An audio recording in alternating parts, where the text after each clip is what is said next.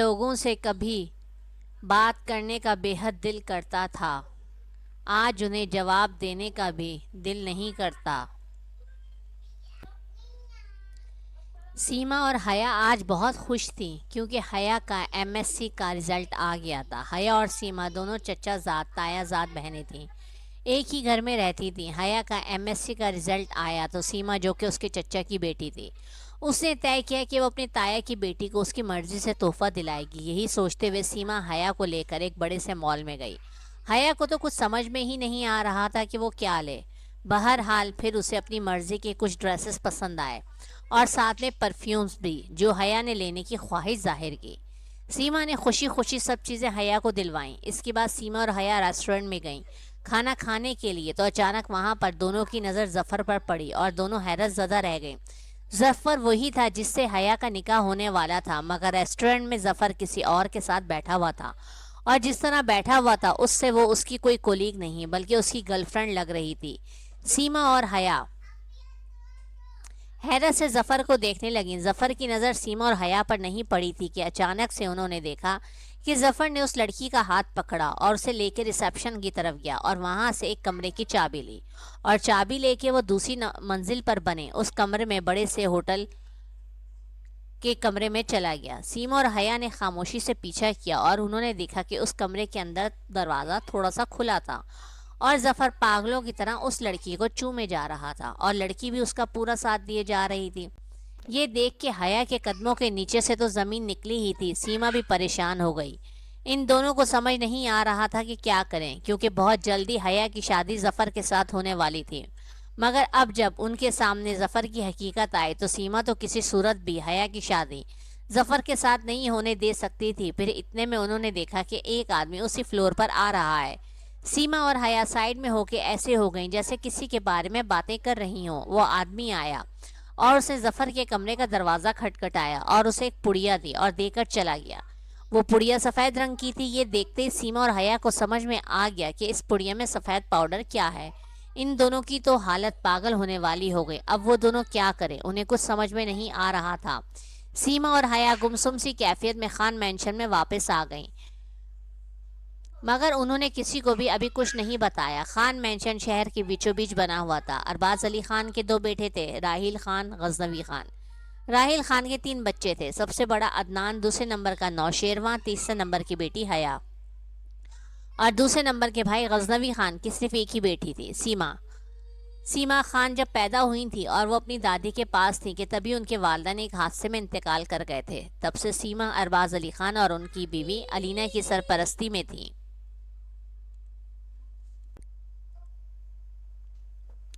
پھر ارباز علی خان کے انتقال کے بعد سیما کو علینا صاحبہ نے اپنی سرپرستی میں لے لیا تھا۔ بڑے ہونے کے بعد خان فیملی کے تمام کاروبار اور گھر کی ذمہ داری عدنان نے سنبھال لی تھی، جبکہ نوشیروان تعلیم حاصل کرنے کے لیے پاکستان سے باہر چلا گیا تھا۔ جوانی میں راحیل اور غزنوی کی منگنی ارباز صاحب نے اپنے دوست واجد شاہ کی بیٹیوں زارا اور سارا کے ساتھ طے کر دی تھی۔ بڑی بیٹی کی منگنی راحیل کے ساتھ اور چھوٹی بیٹی کی منگنی غزنوی کے ساتھ طے کر دی گئی تھی، مگر ابھی سارا کیونکہ تعلیم حاصل کر رہی تھی، اس لیے ارباز صاحب نے اپنے بڑے بیٹے راحیل کی شادی زارا کے ساتھ کر دی۔ شادی کے فوراً بعد ہی عدنان اس دنیا میں آ گیا۔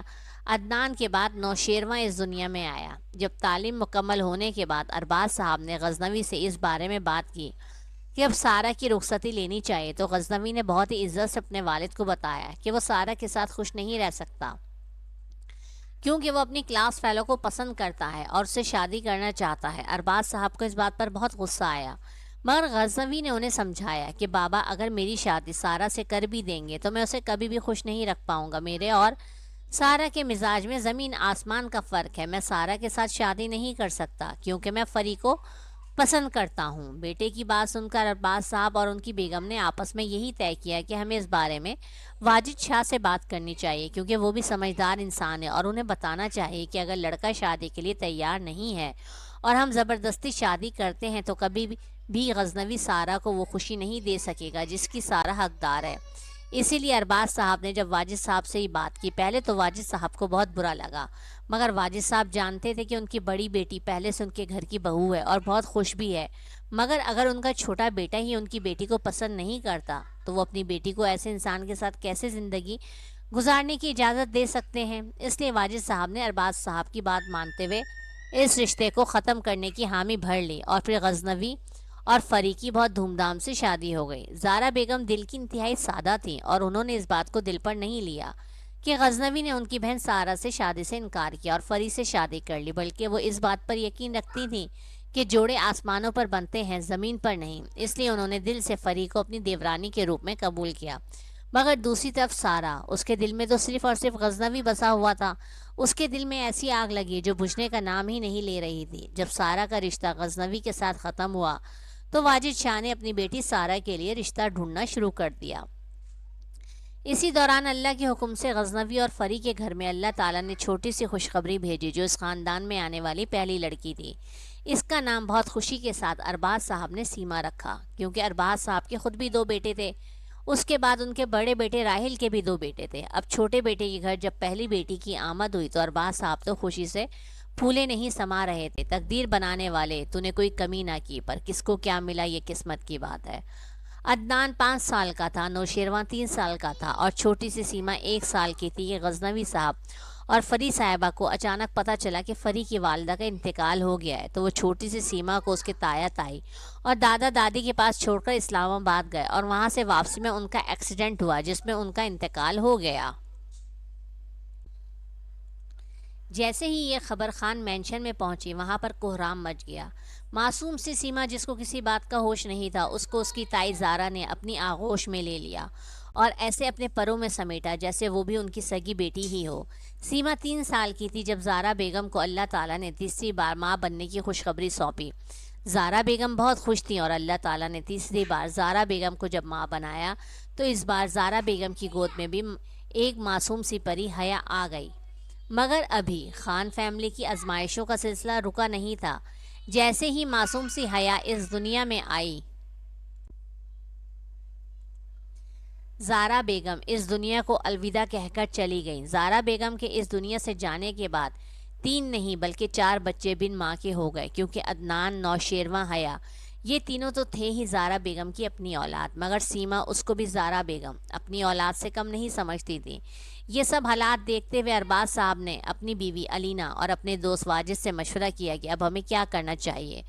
جو واجد شاہ نے اپنے دوست ارباز سے کہا شاید اللہ کو یہی منظور تھا کہ جو غزنوی نے میری بیٹی سارا سے شادی سے انکار کیا تھا کہ سارا اپنے بہن کے بچوں کی ماں بنے، مطلب یہ کہ سارا کی شادی راحیل سے کر دی جائے اور سارا تینوں بچوں کے سر پر ماں بن کے شفقت سے ہاتھ رکھے۔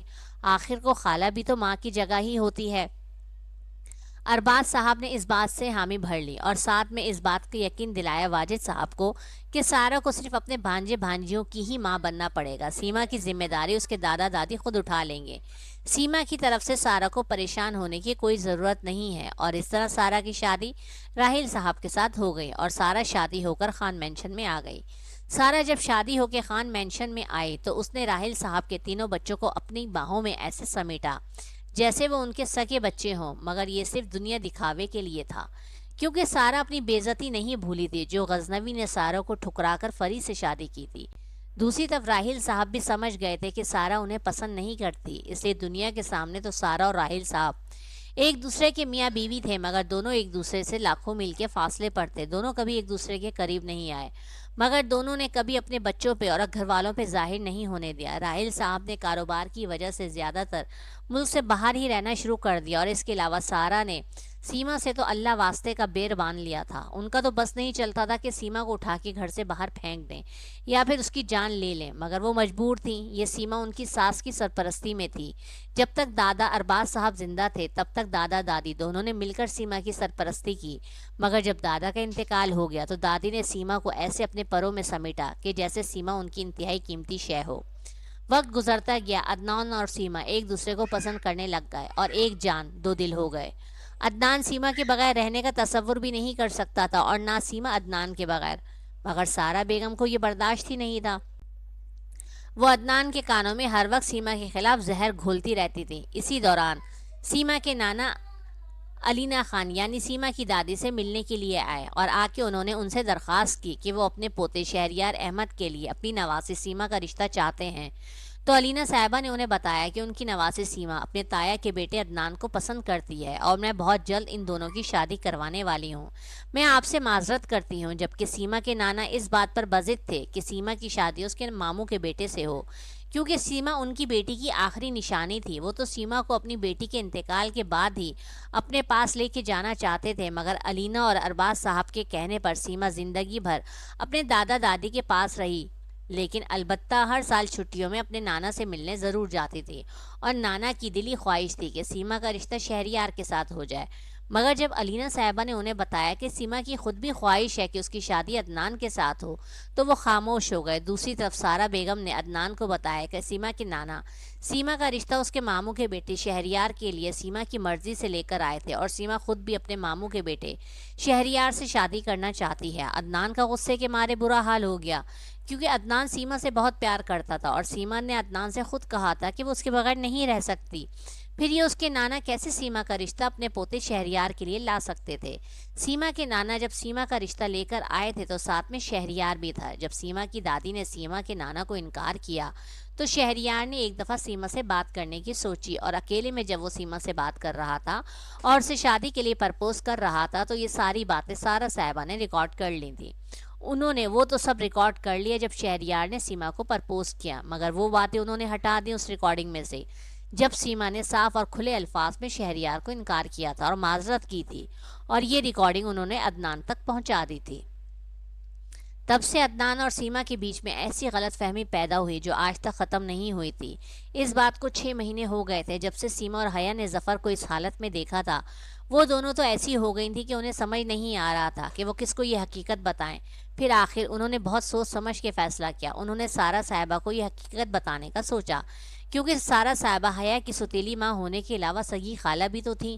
انہوں نے جب سارا کو یہ ساری حقیقت بتائی تو سارا بیگم نے تو سیما کی وہ کلاس لی کہ سیما کے 14 تپک روشن ہو گئے۔ سیما سارا بیگم کی شکل دیکھتی رہ گئی کہ وہ کیا بول رہی ہیں۔ سارا نے سیما کو ڈائن اور پتہ نہیں چڑیل اور کیا کیا بولا، اور بولا کہ تم دیکھ ہی نہیں سکتی میری بیٹی کی خوشیاں، تم جان بوجھ کے میری بیٹی کی خوشیوں میں رکاوٹ بن رہی ہو، تم جھوٹ بول رہی ہو، تم الزام لگا رہی ہو، جیسے تمہاری ماں میری خوشیاں کھا گئی تھی تم حیا کی خوشیاں کھانا چاہتی ہو۔ ظفر میرا دیکھا بھالا ہے، میرے کزن کا بیٹا ہے، وہ کبھی ایسا برا ہو ہی نہیں سکتا۔ سیما بچپن سے ہی سارا صاحبہ کو دیکھتی ہوئی آ رہی تھی، اور وہ جانتی تھی کہ سارا سیما کو کبھی بھی پسند نہیں کرتی، لیکن سیما یہ نہیں جانتی تھی کہ وہ حیا کے ساتھ بھی ایسا برا کریں گے۔ سیما نے یہ ساری باتیں دادی کو بتائیں۔ دادی بھی سر پکڑ کر بیٹھ گئیں اور انہوں نے کہا کہ ٹھیک ہے، رات میں عدنان آ جائے میں اس سے بات کروں گی، لیکن اس سے پہلے ہی سارا صاحبہ عدنان کے آفس میں پہنچ گئے، اور وہاں جا کے انہوں نے رونا دھونا مچایا اور عدنان کے کان بھرے کہ سیما تمہاری بہن کی خوشیوں کی راہ میں کانٹے بھر رہی ہے۔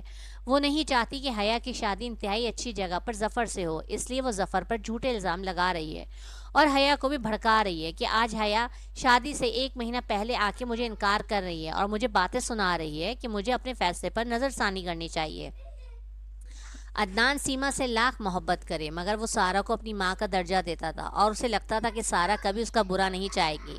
عدنان کا تو غصے کے مارے برا حال ہو گیا۔ آج کل ویسے بھی سارا کے بھڑکانے پر عدنان اور سیما کے درمیان کافی ناراضگی چل رہی تھی۔ یہ بات سننے کے بعد تو عدنان اپنے آپے سے ہی باہر ہو گیا۔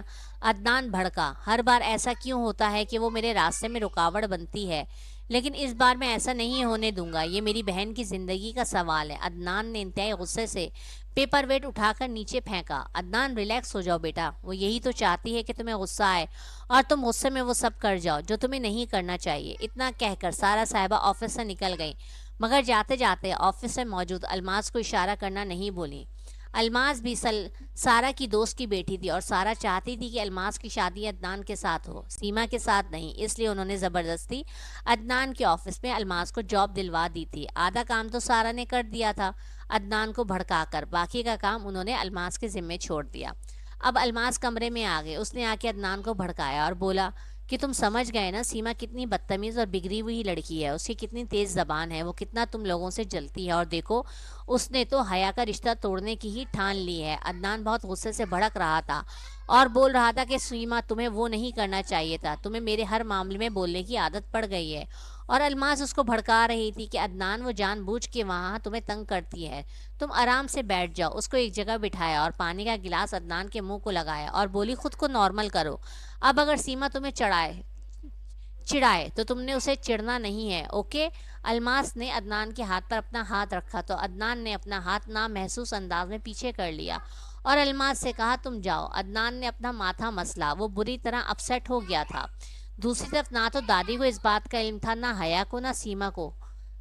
یہ سارا صاحبہ اپنی چال چل چکی ہیں۔ عدنان فوراً گھر پہنچا اور جا کر جب اس نے ہال میں سیما اور حیا کو بلایا اور ان سے پوچھا وہ دونوں کیا چاہتی ہیں تو سیما نے جیسے ہی بتانا شروع کیا، عدنان نے انتہائی بھڑک کر سیما سے کہا کہ وہ خاموش رہے، وہ اس کے منہ سے ایک لفظ نہیں سننا چاہتا۔ وہ حیا سے پوچھنا چاہتا ہے کہ حیا کیوں اس کی عزت کو روننا چاہتی ہے، کیوں شادی سے کچھ دن پہلے ظفر سے شادی سے منع کرے۔ سیما اور حیا حیرت سے ایک دوسرے کی شکل دیکھ رہی تھیں کہ عدنان نے تو ان سے ایک بھی سوال نہیں کیا کہ آخر ظفر میں ایسی کیا خرابی ہے جو حیا اس رشتے سے انکار کر رہی ہے، بلکہ وہ تو ان سے سوال کر رہا ہے کہ وہ کیوں اس کی بدنامی کرنا چاہتی ہیں۔ سیما نے پھر عدنان کو سمجھانے کی کوشش کی۔ عدنان نے سیما کو بری طرح جھاڑ دیا۔ دادی نے جب عدنان کو سمجھانے کی کوشش کی کہ ایک دفعہ ان کی بات تو سن لو، مگر اس دفعہ عدنان نے دادی کی بات بھی سننے سے منع کر دیا۔ اس کی نظر میں صرف اس کی خالہ یعنی اس کی ستیلی ماں سارا ہی صحیح تھی، جس نے انہیں بچپن سے ماں بن کر پالا تھا، اور راحیل صاحب تو ایسے ہو گئے تھے کہ جیسا ان کا اس معاملے سے کوئی لینا دینا ہی نہیں ہے۔ انہوں نے تو اپنی خاموشی سے الگ ہی دنیا بسا لی تھی۔ انہوں نے سارا سے شادی ضرور کی تھی، مگر وہ زارا کو آج تک نہیں بھول پائے تھے، اور سارا وہ تو اپنے دل میں غزنوی کے ٹھکرانے کا دکھ آج تک لے کر بیٹھی ہوئی تھی۔ سارا تو زارا کے پاؤں کی دھول بھی نہیں تھی۔ راحیل صاحب خاموش تھے اور دوسری طرف عدنان بے حد پریشان تھا۔ حیا اس کی اکلوتی بہن تھی اور اس کی شادی ظفر سے ہو رہی تھی، اور رکاوٹ کون بن رہا تھا؟ سیما۔ سیما کیا چاہتی ہے؟ عدنان سمجھ نہیں پا رہا تھا کہ سیما کیوں منع کر رہی ہے، اور اس نے کیوں سارا کو منع کیا، اور کیوں حیا بھی سیما کی باتوں میں آ گئی، کیونکہ حیا نے تو خود پہلے اس شادی کی حامی بھری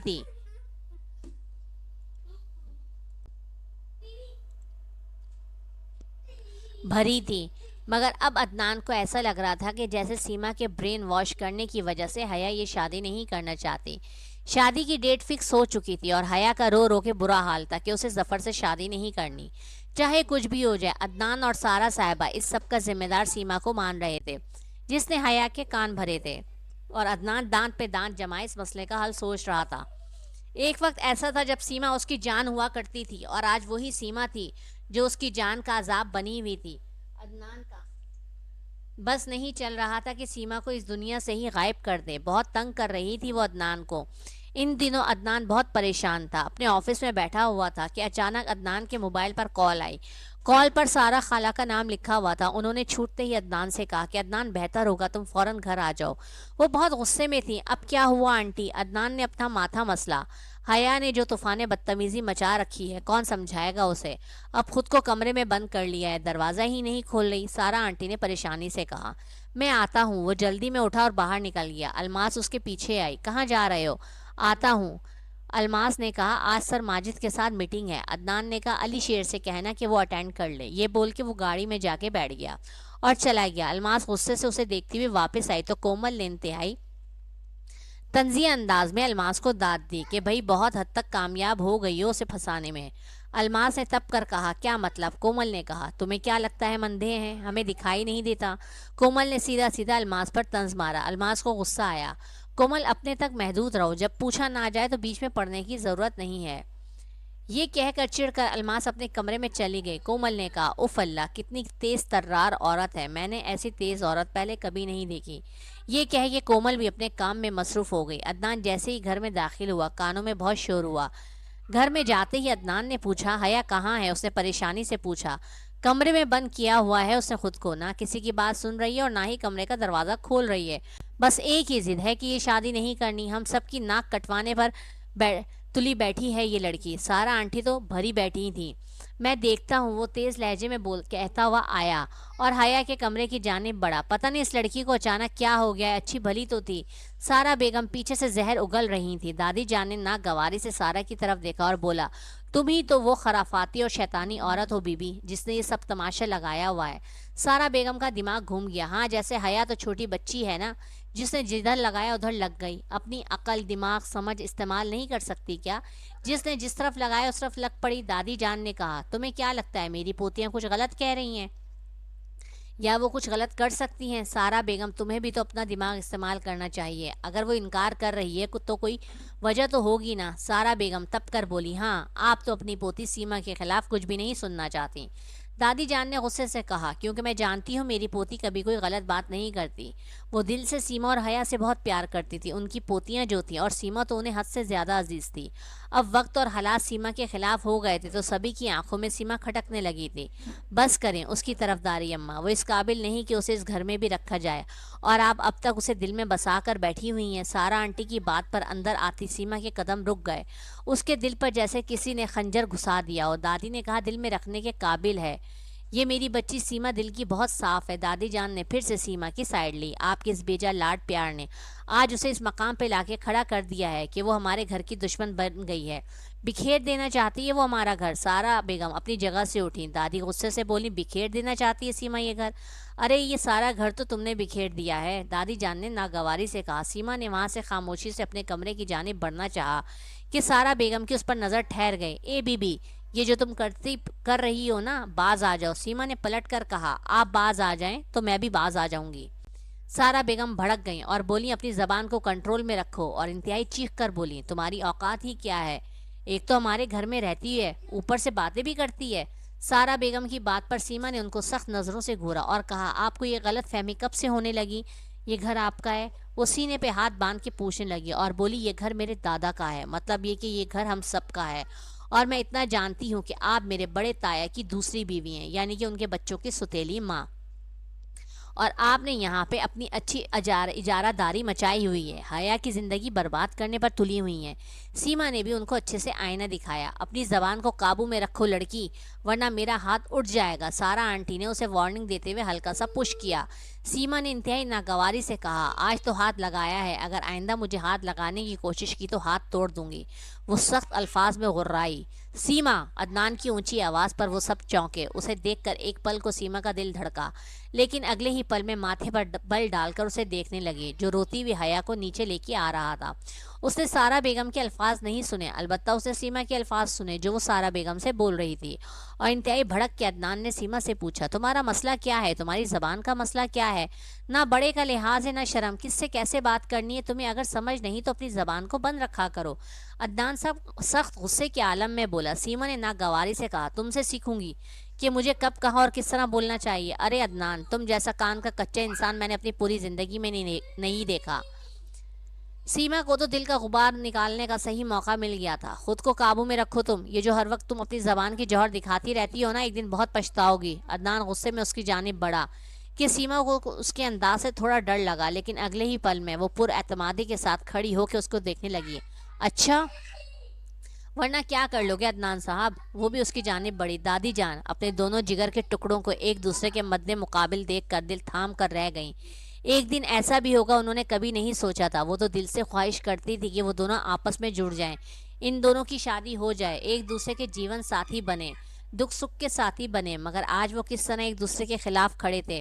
میری بہن حیا سے دور رہو سیما، تم جو اس کے دماغ میں زہر بھر رہی ہو اس سے باز آ جاؤ، ورنہ اتنی سخت سزا دوں گا کہ تمہاری زندگی جہنم بنا دوں گا۔ سیما ہلکا سا مسکرائی اور بولی عدنان سے کہ سزا مجھے ایسی ملی ہے نا عدنان کہ اب کسی سزا سے ڈر نہیں لگتا، اور رہی بات حیا کی شادی کی تو تم اس پہ اپنا فیصلہ تھوپ نہیں سکتے، اس کی زندگی ہے، وہ بہتر فیصلہ کر سکتی ہے اپنے لیے۔ تم ہوتی کون ہو یہ سب بکواس کرنے والی؟ اس کی بات پر عدنان غصے سے دھاڑا۔ سیما نے اپنے کان بند کر لیے اور بولی، چلاؤ اور چلاؤ، زور سے چلاؤ، بس چلا چلا کے ہی تو تم نے اور تمہاری ستیلی ماں نے اپنی اس گھر میں اجارہ داری قائم کی ہوئی ہے۔ اس گھر میں باقی سب تو کٹ پتلیاں ہیں نا جو تم لوگوں کے اشاروں پر ناچیں گی جیسے تم لوگ نچاؤ گے۔ وہ بھی عدنان کو اسی کے انداز میں جواب دیتی ہوئی عدنان کا صبر آزما رہی تھی۔ عدنان نے اپنی مٹھی سختی سے بھینچی۔ عدنان، بس بہت ہو گیا، میں تو کہتی ہوں اس لڑکی کو گھر سے باہر نکالو، پورے گھر کا ماحول خراب کر کے رکھا ہے اس نے۔ سیما نے پلٹ کر سائرہ صاحبہ کو دیکھا اور بولا، میں گھر کا ماحول خراب کر رہی ہوں اور آپ تو پورے گھر میں میلاد کروا رہی ہیں نا؟ سیما کی توپوں کا رخ اب پھر سے سائرہ صاحبہ کی جانب مڑ گیا تو وہ پیچ و تاب کھا کر رہ گئیں۔ تم جتنی مرضی کوشش کر لو، اس شادی کو ہونے سے نہیں روک سکتی۔ عدنان نے اپنے ماتھے پر بل ڈال کر پختہ لہجے میں کہا۔ سیما ہنس پڑی اور کہا، تمہیں لگتا ہے میں یہ شادی روکوں گی؟ اپنی طرف شہادت کی انگلی کرتے ہوئے وہ بولی، اگر تم اپنی آنکھیں اور کان کھلے رکھو تو خود اس شادی کو ہونے نہیں دو گے، اپنی بہن کی زندگی برباد کرنے نہیں دو گے کسی کو، کیونکہ وہ تمہاری ماں کی آخری نشانی ہے۔ وہ اس کے قریب آ کر اسے وارننگ دیتے ہوئے بولی۔ عدنان نے اسے غصے سے دیکھا، لیکن اگلے ہی لمحے سیما سارا صاحبہ کو دیکھتی ہوئی اپنے کمرے کی طرف چلی گئی اور دروازہ بند کیا۔ عدنان نے پلٹ کے حیا کو دیکھا جو آنسو صاف کرتی ہوئی عدنان کو شکوہ کی نگاہوں سے دیکھ رہی تھی۔ عدنان نے اسے اپنے سینے سے لگایا اور بولا، اب ایسے تنگ کرو گی اپنے بھائی کو؟ میری جان، تمہارے بھائی کی جان بستی ہے تم میں، اداس ہو گئی تو مجھے اور تکلیف ہوگی حیا۔ عدنان نے حیا کو بہت پیار سے سمجھایا اور محبت سے کہا، بھائی میں آپ سے کہہ رہی ہوں نا، مجھے ظفر سے شادی نہیں کرنی۔ ایسا نہیں ہو سکتا حیا، کارڈ بچ چکے ہیں، تاریخ طے ہو گئی ہے، سب کچھ طے ہو گیا ہے اور تم اب انکار کر رہی ہو۔ پلیز میں تو ریکویسٹ کرتا ہوں کہ سیما کی باتوں میں مت پڑو، وہ دوست نہیں دشمن ہے، سمجھنے کی کوشش کرو اس بات کو۔ عدنان نے اپنی طرف سے اس کا دماغ صاف کرنا چاہا۔ دشمن نہیں ہے بھائی، آپ کیوں نہیں سمجھتے؟ وہ جو کہہ رہی ہیں ایک بار سن تو لے، میں خود گواہ ہوں۔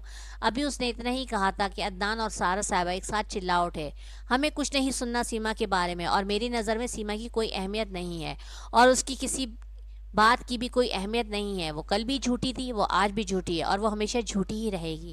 اس کا کام صرف کام بگاڑنا ہے، دوسروں کو دھوکہ دینا ہے، انہیں اپنی محبت کے جال میں پھنسانا ہے۔ وہ کبھی کسی کو خوش نہیں دیکھ سکتی۔ میری جان حیا، اپنے بھائی کی بات مانو، سارا آنٹی بالکل صحیح کہہ رہی ہیں اور ہماری بھلائی کی ہی بات کر رہی ہیں۔ سیما ہم سب سے نفرت کرتی ہے اور پہلے اس نے میرے ذریعے ہم سب کو برباد کرنا چاہا، سب چیزوں پر قبضہ کرنا چاہا۔ جب نہیں کر سکی تو وہ اب تمہارا استعمال کر رہی ہے۔ میری جان، تم اس بات کو سمجھ کیوں نہیں رہی؟ عدنان نے انتہائی بے بسی سے اپنی بہن کی جانب دیکھتے ہوئے کہا، جبکہ اب کی بار حیا خاموش رہی۔ وہ جانتی تھی کہ عدنان کو کسی صورت بھی نہیں سمجھا سکتی۔ اس کے دل و دماغ پہ سارا آنٹی جو پٹی باندھ چکی ہیں، اب وہ شاید کبھی کھلے گی، سیما کے لیے یا نہیں۔ عدنان سیما سے اس قدر بدگمان ہو چکا تھا کہ اس کو سیما کے بارے میں کوئی بھی بات بتانا فضول تھا۔ چلو اب تم آرام کرو اور اپنے دماغ کو فریش کرو اور آئندہ ایسے اپنے آپ کو کمرے میں بند مت کرنا میری جان۔ میں سارے کام چھوڑ کر تمہارے لیے گھر آیا ہوں، اپنے بھائی کو ایسے تنگ مت کرو۔ عدنان کے کہنے پر حیا نے ہاں میں سر ہلایا تو وہ مطمئن ہوتا ہوا کھڑا ہو گیا اور سارا بیگم کی جانب متوجہ ہوا اور بولا، آپ سے ایک درخواست ہے آنٹی، یہ آپ سیما کے منہ نہیں لگا کریں، آپ جانتی ہیں کتنی بدتمیز، بد دماغ اور دوغلی ہے، اس کی وجہ سے اتنا ہنگامہ ہو گیا۔ عدنان بیٹا، میں تو یہی کوشش کرتی ہوں کہ وہ سامنے بھی آئے تو اپنا راستہ بدل لوں، لیکن تم تو جانتے ہو وہ جان بوجھ کے مجھے پریشان کرتی ہے۔ اب یہی دیکھ لو جو کچھ اس نے کیا تمہارے سامنے ہے۔ حیا کا کیسے اس نے برین واش کیا ہے کہ وہ خود کو کمرے میں بند کر چکی تھی، اب جب تم نہ آتے تو نہ جانے کیا ہو جاتا۔ میں تمہیں پھر کہہ رہی ہوں، جب تک سیما یہاں پر ہے کچھ بھی ہو سکتا ہے۔ سارا صاحبت نے عدنان سے کہتے ہوئے سر جھٹکا۔ جانتا ہوں اس سے کچھ بھی امید کر سکتے ہیں، لیکن پلیز میں اسے کچھ نہیں بول سکتا، لیکن آپ میری آنٹی ہیں، میری ماں کی جگہ ہیں۔ میرے بابا نے آپ سے شادی کی ہے، میں آپ کو آنٹی کہتا ہوں، آپ سے میری بہت ہی امیدیں وابستہ ہیں۔ میں آپ سے پھر گزارش کر رہا ہوں، لیکن سیما کو میں کچھ نہیں کہہ سکتا۔ عدنان بہت بے بسی سے بولا، ٹھیک ہے بیٹا تم جاؤ، فریش ہو جاؤ، میں کھانا لگواتی ہوں، بھوک لگی ہوگی نا تمہیں۔ آتے ہی ان کاموں میں پڑ گئے، یہ لڑکی نہ خود سکون سے رہتی ہے نہ کسی کو رہنے دیتی ہے۔ سارا صاحبہ نے منہ بنا کے کہا اور کچن کا رخ کیا، جبکہ عدنان گہرا سانس لیتے ہوئے وہاں سے اپنے کمرے کی جانب بڑھا۔ میری بات سنو عدنان، دادی جان نے عدنان کو پکارا تو عدنان رک گیا۔ آج کل وہ اپنی دادی سے بھی کھڑا ہوا تھا کہ وہ کیوں سیما اور حیا کا ساتھ دے رہی تھی، اس وجہ سے ان سے زیادہ بات بھی نہیں کرتا تھا، لیکن ان کی عزت اب بھی ضرور کرتا تھا۔ دھیرے سے ان کے پاس ان کی جانب آیا اور گھٹنوں کے پاس زمین پر بیٹھ گیا۔ انہوں نے اسے اپنے پاس صوفے پر بیٹھنے کا اشارہ کیا تو وہاں ان کے پاس بیٹھ گیا۔ کیا بیٹا، تمہیں اپنی دادی اتنی بری لگنے لگ گئی ہے کہ سلام دعا کرنا بھی ضروری نہیں سمجھتے؟ پلیز دادی جان، ایسی بات نہیں ہے، حیا کی وجہ سے کچھ پریشان تھا۔ وہ دھیرے سے بولا، بیٹا پریشانی خود پالی ہوئی ہے، اگر حیا یہ شادی نہیں کرنا چاہتی تو تم کیوں کروا رہے ہو؟ تم جانتے ہو نا ہمارے اسلام میں بھی اس بات کی ممانعت ہے، اگر لڑکی شادی سے انکار کرے تو آپ اسے زبردستی نہیں کر سکتے۔ آپ کیا کہہ رہی ہیں دادی جان؟ آپ جانتی ہیں نا کہ سارے انتظامات ہو چکے ہیں، سب کو پتہ چل گیا ہے، ہمارے سب رشتہ دار جانتے ہیں، کارڈ بٹ چکے ہیں، اس کے باوجود آپ ایسا کہہ رہی ہیں؟ نہیں دادی جان، یہ شادی تو ہو کر رہے گی۔ اگر حیا کو ظفر سے شادی نہیں کرنی تھی تو اسے پہلے دن ہی انکار کر دینا چاہیے تھا۔ اب شادی سے اتنے کم دن پہلے اس کی کوئی بات نہیں سنوں گا میں، وہ بھی اس وقت جب وہ خود اپنے دماغ سے کام نہیں لے رہی ہے بلکہ سیما کی زبان بول رہی ہے۔ عدنان کے لمبے چوڑے جواب کے بعد دادی گہرا سانس لے کر رہ گئیں۔ اچھا تو تمہیں لگتا ہے کہ تمہاری بہن کسی کی باتوں میں آ رہی ہے؟ وہ کسی اور کی نہیں، سیما کی ہی باتوں میں آ رہی ہے بیٹا۔ سیما اس کی بہن ہے، ایک پل کے لیے تو تم سیما کی بات کو الگ رکھو اور اپنے ٹھنڈے دل و دماغ سے سوچو کہ آخر ایسی کیا بات ہے جو حیا شادی سے انکار کر رہی ہے؟ اس نے ایسا کیا دیکھ لیا؟ کوئی تو ایسی بات ہوگی، تم تو بہت ہی سمجھدار ہو، اتنی بڑی کمپنی کے مالک ہو، اس پورے گھر کے سربراہ ہو بیٹا تمہارا باپ تو کب سے ان تمام چیزوں سے دور ہو کے بیٹھ گیا ہے، وہ کسی بھی چیز میں حصہ نہیں لیتا بیٹا۔ اپنا دماغ استعمال کرو اور وہ بات پتہ لگاؤ جس کی وجہ سے حیا اور سیما شادی کے خلاف ہیں۔ دادی نے عدنان کو سمجھایا، دادی جان کوئی بھی بات ہو میں اس شادی کو کبھی بھی رکنے نہیں دوں گا، اب یہ ضد ہے تو ضد ہی صحیح۔ عدنان غصے سے بولا اور اپنی جگہ سے کھڑا ہو گیا، اپنی ضد میں تم اپنی بہن کا دل بھی توڑو گے اور اس کی زندگی بھی برباد کرو گے۔ میری جان، عزتیں بچانے کے لیے اگر دل ٹوٹتے ہیں تو ٹوٹ جائیں، زندگیاں برباد ہوتی ہیں تو ہو جائیں، یہی بولنا چاہتے ہو نا تم؟ دادی جان، مجھے اپنے خاندان کی عزت اپنے جان سے بڑھ کر عزیز ہے، جسے آپ کی لاڈلی پوتی مٹی میں ملانے کا ارادہ رکھتی ہے۔ نہ چاہتے ہوئے بھی عدنان کے منہ سے الفاظ نکلے۔ دادی جان نے اس کی جانب دکھ بھری نظروں سے دیکھا، بیٹا پھر اپنے گھر کو، اپنی عزت کو اس قدر مضبوط کر لو کہ کوئی بھی پتھر آ کر لگے تو اس کانچ میں دراڑ نہ پڑے۔ وہ بہت گہری بات کہتی ہوئی کھڑی ہو گئی اور وہاں سے اپنے کمرے کی جانب بڑھ گئی۔ عدنان کچھ پل تو کھڑا رہا، لیکن سارا بیگم کے پکارنے پر وہ ہوش میں آیا اور اپنے کمرے کی جانب بڑھا۔ سیما اور عدنان ایک دوسرے کو جتنا پسند کرتے تھے، ایک دوسرے کے بغیر رہنے کا تصور نہیں کر سکتے تھے اور شادی کا بھی ارادہ تھا، لیکن شہریار والے حادثے نے ان کی زندگی کو ایسا بدلا کہ محبت نفرت میں بدل گئی، اور اس بات کا احساس سیما کو جلدی ہو گیا کہ اس تمام غلط فہمی میں سارا بیگم کا ہی ہاتھ ہے۔ بہرحال سیما غصے سے اپنے کمرے میں بیٹھی ہوئی تھی، پھر وہ اٹھی اور ٹھنڈے پانی کا شاور لے کر اپنے کمرے میں واپس آئی اور شیشے کے سامنے کھڑے ہو کے اپنے بال سکھا رہی تھی کہ اسی وقت دروازہ کھلا اور عدنان غصے سے کمرے میں آیا۔ سیما نے پلٹ کے اسے حیرت سے دیکھا، وہ کبھی اس کے کمرے میں نہیں آیا تھا، جب دوستی تھی تب بھی نہیں، جب محبت تھی تب بھی نہیں، جب عشق تھا تب بھی نہیں، وہ کبھی بھی سیما کے کمرے میں نہیں آیا۔ بہت مجبوری میں کچھ کہنا بھی ہوتا تو دروازے پر پہلے دستک دیتا تھا، پھر سیما کو باہر بلاتا تھا۔ آج وہ کیسے اس کے کمرے میں آ گیا؟ تم یہاں؟ سیما نے دوپٹے کی تلاش میں ادھر ادھر نظر دوڑائی۔ عدنان نے بستر پر پڑا اس کا دوپٹہ ایک جھٹکے سے اس کی طرف اچھالا جو سیدھا سیما کے منہ پر لگا۔ سیما نے اسے سخت نظروں سے گھورا۔ تھوڑی سی شرم ہو تو ڈوب مرو چلو بھر پانی میں۔ وہ سیما کو باتیں سنا رہا تھا۔ اچھا تو تمہیں لگتا ہے کہ مجھے چلو بھر پانی میں ڈوب مرنا چاہیے؟ تو پہلے تو پھر تم مرو چلو بھر پانی میں ڈوب کے، کیونکہ تمہیں تو اس الماس سے شادی کرنی ہے نا؟ سیما نے دو بدو جواب دیا اور اپنے گرد دوپٹہ اچھے سے اڑ گئی۔ عدنان نے انتہائی حیرت سے سیما کو دیکھا کہ اسے الماس کے بارے میں یہ غلط فہمی کیوں ہوئی ہے، مگر وہ یہ نہیں جانتا تھا کہ سارا بیگم نے یہ غلط فہمی باتوں ہی باتوں میں سیما کے دماغ میں بھر دی ہے، لیکن ابھی کچھ اور بھی باقی تھا جس کا دھماکہ عدنان ابھی سیما کے سر پر کرنے والا تھا کہ اچانک عدنان انتہائی غصے میں سیما کے سامنے آیا اور اسے سوال پوچھا، کون ہے یہ شخص؟ عدنان نے اپنا موبائل سیما کے آگے کیا۔ عدنان بہت غصے میں تھا۔ سیما نے اس کے موبائل پر تصویر دیکھی اور ایک پل کو سکتے میں آ گئے۔ اسے لگا اس کی جان نکل رہی ہو۔ کل رات کا منظر اس کے دماغ میں پھر سے تازہ ہوا۔ رات کو وہ دوستوں کے ساتھ ایک ہوٹل میں ڈنر کرنے گئی تھی۔ وہاں کچھ لڑکوں نے انہیں پریشان کیا تو اسی لمحے انسپکٹر سہیل وہاں پر آئے اور انہوں نے اس کی مدد کی، اور جب وہ ان کا شکریہ ادا کر رہی تھی کہ ایک ویٹر کے دھکا دینے پر وہ انسپکٹر سہیل کے اوپر جا گری۔ انسپکٹر سہیل نے فوراً اسے پکڑا اور تبھی یہ تصویر کسی نے کھینچ لی۔ ایک ایک منظر سیما کی نگاہوں میں گھوم رہا تھا، مطلب وہ سب کسی کے پلاننگ کا حصہ تھا۔ وہ ٹریپ ہوئی تھی۔ کچھ پوچھ رہا ہوں تم سے، کون ہے یہ شخص؟ اب کی بار عدنان انتہائی غصے سے دھاڑا۔ تم سے مطلب جو کوئی بھی ہو، ہوتے کون ہو تم مجھ سے یہ سوال کرنے والے؟ سیما اپنا سارا غصہ اس پر اتارنے لگی۔ بھولو مت تم اس گھر میں رہتی ہو جس گھر کا سربراہ میں ہوں، اور یہاں کا ہر فیصلہ بھی میرا ہی ہوگا۔ اس گھر میں رہنے کا مطلب یہ نہیں کہ تم میری زندگی کے بھی فیصلے کرنے لگ جاؤ، میں کہاں جاتی ہوں، کس سے ملتی ہوں، کیا کرتی ہوں، اس سے تمہیں کوئی غرض نہیں ہونی چاہیے۔ اگر تمہارا سیما یہی رویہ رہا تو پھر اس گھر میں تمہارے لیے کوئی جگہ نہیں ہے۔ یہ وہ الفاظ تھے جو عدنان کبھی بھی منہ سے نہیں نکالنا چاہتا تھا، لیکن بالآخر سارا بیگم کے بھڑکاوے میں عدنان نے وہ الفاظ سیما کو بول ہی دیے۔ سیما نے انتہائی زخمی نظروں سے عدنان کو دیکھا۔ تم مجھے اس گھر سے جانے کے لیے بول رہے ہو عدنان، جو میرا اپنا گھر ہے، ذاتی گھر ہے، جو ہمارے دادا کا گھر ہے؟ سیما نے انتہائی بے یقینی سے عدنان کو دیکھتے ہوئے کہا، ہاں میں جانتا ہوں، میں تمہیں یہاں سے جانے کے لیے کہہ رہا ہوں۔ اگر تم نے یہ سب کرنا ہے تو پھر تمہاری اس گھر میں کوئی جگہ نہیں ہے، فیصلہ تمہارا اپنا ہوگا۔ وہ سرد لہجے میں کہتا ہوا جن قدموں پہ آیا تھا انہی قدموں پہ واپس پلٹ گیا، جبکہ سیما اس بند دروازے کو دیکھ رہی تھی جہاں سے وہ ابھی گزر کر گیا تھا۔ سیما تو ان چند لمحوں میں زندگی سے موت تک کا سفر طے کر گئی تھی۔ دیکھ لو میں کیا کمال کر گیا، زندہ بھی ہوں اور انتقال کر گیا۔ بس نظر بھر کر اس دروازے کو دیکھ رہی تھی جہاں سے ابھی ابھی عدنان گزر کے گیا تھا، اور اس کی آنکھوں سے آنسو بہے جا رہے تھے۔ آج اسے بے گھر کرنے والا وہ انسان تھا جس نے کبھی اسے گھر بنا کر دینے کا وعدہ کیا تھا اور اس کو کہا تھا کہ گھر بنا کر عدنان دے گا مگر سجائے گی سیما۔ وہ سب کچھ بھول چکا تھا۔ یاد تھی تو صرف اپنی انا، اپنی ذات۔ ٹھیک ہے عدنان، اگر تم میں انا موجود ہے تو میں بھی اسی دادا کی اولاد ہوں، میری رگوں میں بھی ان کا خون ہے۔ انا کی موج مستی میں ابھی بھی بادشاہ ہیں ہم، جو ہم کو توڑ دیتا ہے ہم اس کو چھوڑ دیتے ہیں۔ عدنان نے اپنے الفاظ سے سیما پر ظاہر کر دیا تھا کہ اب سیما کی ذات عدنان کے لیے کوئی وجود نہیں، کوئی اہمیت نہیں رکھتی، کوئی معنی نہیں رکھتی۔ فیصلہ مشکل تھا لیکن ناممکن نہیں۔ اب سیما نے سوچ لیا تھا وہ اسلام آباد اپنے نانا کے گھر چلی جائے گی اور یہاں پر کبھی نہیں رکے گی۔ یہ فیصلہ کر کے سیما مطمئن ہو چکی تھی۔ ایک لفظ محبت تھا اور ایک لفظ جدائی۔ میری محبت وہ لے گیا اور اپنی جدائی مجھے سونپ گیا۔ ظفر گھر میں داخل ہوا تو اسد صاحب انتہائی غصے میں بولے، کہاں سے آ رہے ہو تم؟ ظفر نشے میں دھت رات کے 2 بجے گھر آیا تھا، آپ سے مطلب ڈیڈ۔ وہ سرخ آنکھوں سے باپ کو دیکھتا ہوا جھوم رہا تھا۔ باپ ہو تمہارا، بھولو مت 2 دن بعد تمہاری شادی ہے۔ اگر عدنان، نوشیروان یا کسی اور نے تمہیں اس حال میں دیکھ لیا یا راحیل نے تو میری کیا عزت رہ جائے گی؟ آپ کی عزت کی پرواہ میں کیوں کروں؟ میں اپنا ذمہ دار خود ہوں۔ میں نے تو نہیں کہا تھا آپ سے کہ عدنان کی بہن سے میری شادی کریں۔ آپ کو ہی عدنان عدنان کا بخار چڑھا ہوا تھا۔ ظفر نے بہت بدتمیزی سے اپنے باپ کو مخاطب کرتے ہوئے جیب سے سگریٹ نکال لیا اور منہ میں رکھی۔